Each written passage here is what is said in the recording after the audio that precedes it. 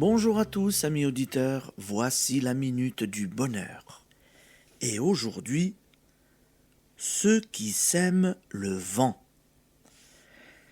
Nous vous affirmons que le bonheur est le fruit de la pensée créatrice de tout bien, que nos pensées, nos actes nous reviennent, et que le mal souhaité à autrui ou fait à autrui sera tôt ou tard notre lot. Cela peut, en somme, s'exprimer par le proverbe « Celui qui sème le vent récolte la tempête ».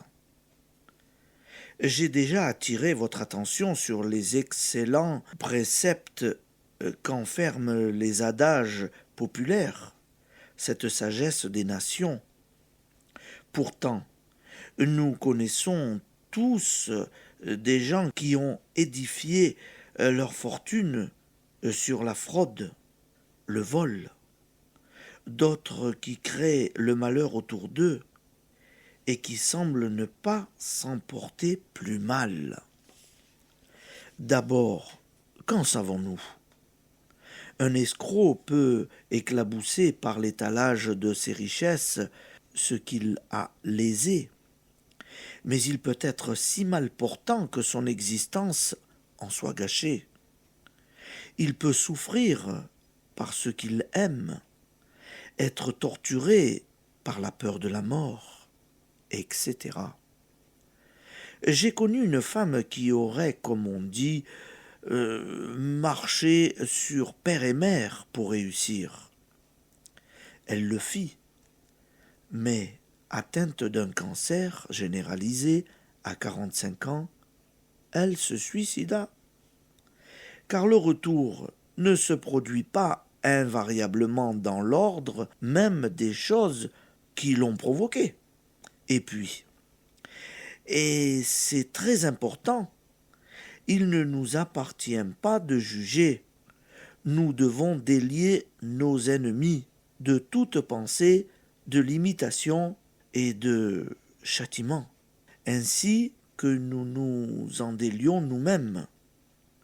On n'exige pas qu'un enfant de 6 ans d'écrire sans faute d'orthographe. Qui nous dit que l'homme ou la femme qui nous semble coupable soit pleinement responsable? C'est là le drame de la justice humaine. Les vrais méchants, ceux qui ont connu le bien, qui ont eu l'occasion de l'aimer, ceux qui sont doués d'un esprit sain et bien équilibré, j'emploie cette fois le mot esprit dans le sens d'intelligence et de sensibilité, et qui optent délibérément pour la perversité, la cruauté, l'exaction, sont extrêmement rares. Pour ma part, je n'en ai jamais rencontré. Les méchants pensent souvent par ignorance. Parfois, pour avoir un peu d'indulgence, pour être capable de pardon, ayons un minimum de lucidité et de modestie. Qu'aurions-nous fait, nous, qui prétendons juger si nous étions nés dans les mêmes conditions que placés dans les mêmes circonstances? Ne condamnons pas ces inconscients. Travaillons sur nous-mêmes et n'oublions pas que ceux qui ont le privilège de connaître la loi et ne l'appliquent pas, ceux également qui en appliquent la lettre sans en suivre l'esprit, sont, eux, pleinement responsables, car ils ont des oreilles pour entendre. Les méchants sont sourds. Application.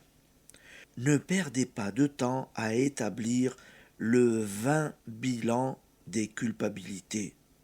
On n'édifie rien contre quelque chose. Seule l'attitude constructive d'un bien pleinement connu et approuvé est valable. D'un bien pour tous les êtres, ne l'oubliez pas. Allez, bonne journée amis auditeurs, et à demain.